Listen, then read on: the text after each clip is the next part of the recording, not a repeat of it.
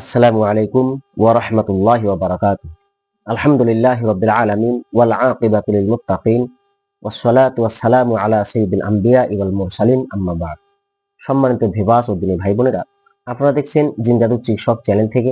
যারা আমার এই চ্যানেল নতুন, অবশ্যই চ্যানেলটিকে সাবস্ক্রাইব করে রাখবেন, কারণ প্রতিদিন আপনাদের জন্য নতুন নতুন একটি করে ভিডিও বা আমল নিয়ে আসা হয়। আর প্রতিটি ভিডিওতে অবশ্যই লাইক, শেয়ার, কমেন্ট করবেন।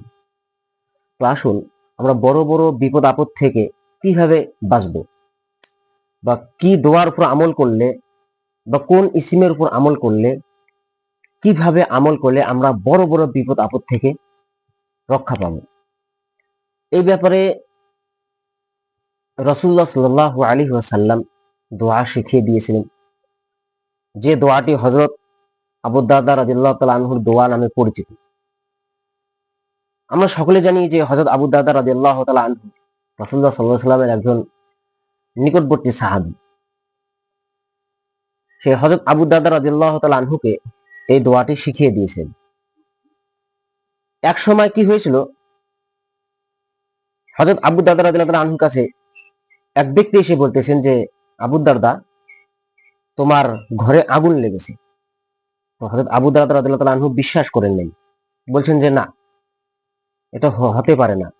অতঃপর আরেক ব্যক্তি এসে হযরত আবু দারদা রাদিয়াল্লাহু তাআলা আনহুকে বললেন যে, আবু দারদা, তোমার ঘরে আগুন লেগেছে। তো দ্বিতীয় ব্যক্তির কথা শুনে আবু দারদা রাদিয়াল্লাহু তাআলা আনহু বললেন যে না, আমার ঘরে আগুন লাগেনি। তৃতীয় ব্যক্তি এসে বললেন যে, আবু দারদা, তোমার ঘরে আগুন লেগেছে। তৃতীয় ব্যক্তিকেও আবু দারদা রাদিয়াল্লাহু তাআলা আনহু বললেন যে না, এটা কখনো হতে পারে না, আমার ঘরে আগুন লাগেনি। চতুর্থ ব্যক্তি এসে বললেন যে, আবু দারদা, আপনাদের এলাকায়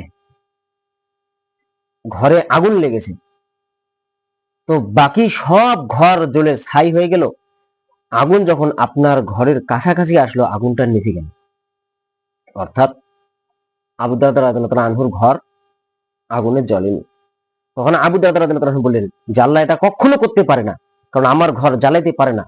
কারণ রাসূলুল্লাহ সাল্লাল্লাহু আলাইহি ওয়াসাল্লাম আমাকে এক দোয়া শিখিয়ে দিয়েছিলেন, আর বলছিলেন যে ব্যক্তি এই দোয়ার উপর আমল করবে, সকালে সারাদিন আল্লাহ তাআলা তাকে সমস্ত রকম বড় বড় বিপদ আপদ থেকে তাকে রক্ষা করবেন, আর যে সন্ধ্যায় পড়বেন সারা রাত তাকে বড় বড় বিপদ আপদ থেকে আল্লাহ তাআলা রক্ষা করবেন।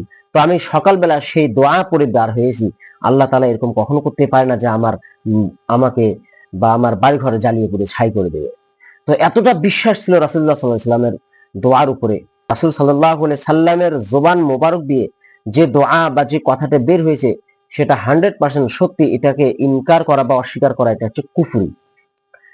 এই জন্য প্রতিটি মুমিনের দরকার যে রাসূলুল্লাহ সাল্লাল্লাহু আলাইহি ওয়াসাল্লাম যে দোয়া আমাদেরকে শিখিয়ে দিয়েছিলেন, সে দোয়ার উপর আমল করা। তো আসুন আমরা জেনে নেই সে দোয়াটি কি। আপনারা স্ক্রিনের মধ্যে একটি দোয়া দেখতে পাচ্ছেন। এটি হচ্ছে হযরত আবু দারদা রাদিয়াল্লাহু তাআলা আনহুর দোয়া।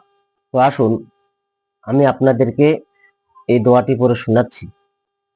আল্লাহুম্মা আনতা রাব্বি লা ইলাহা ইল্লা আনতা আলাইকা তাওয়াক্কালতু ওয়া আনতা রাব্বুল আরশিল আযীম মা শা আল্লাহ কানা ওয়া মা লাম ইয়াশা লাম ইয়াকুন লা হাওলা ওয়া লা কুওয়াতা ইল্লা বিল্লাহিল আলিয়্যিল আযীম আ'লামু আন্নাল্লাহা আলা কুল্লি শাইইন কাদির ওয়া আন্নাল্লাহা ক্বাদ আহাতা বিকুল্লি শাইইন ইলমা আল্লাহুম্মা ইন্নী আউযু বিকা মিন শাররি নাফসি ওয়া মিন শাররি কুল্লি দাব্বাতিন আনতা আখিযুম বিনাসিয়াতিহা ইন্না রাব্বি আলা সিরাতিন মুস্তাকিম।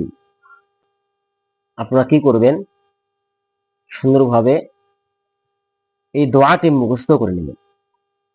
মুখস্থ করে প্রতিদিন ফজর নামাজের পরে এবং মাগরিবের নামাজের পরে এই দোয়ার উপর আমল করে যাবেন। ইনশাআল্লাহ আল্লাহ তাআলা সমস্ত রকম বড় বড় বিপদ আপদ থেকে আমাদেরকে বাঁচিয়ে রাখবেন ইনশাআল্লাহ।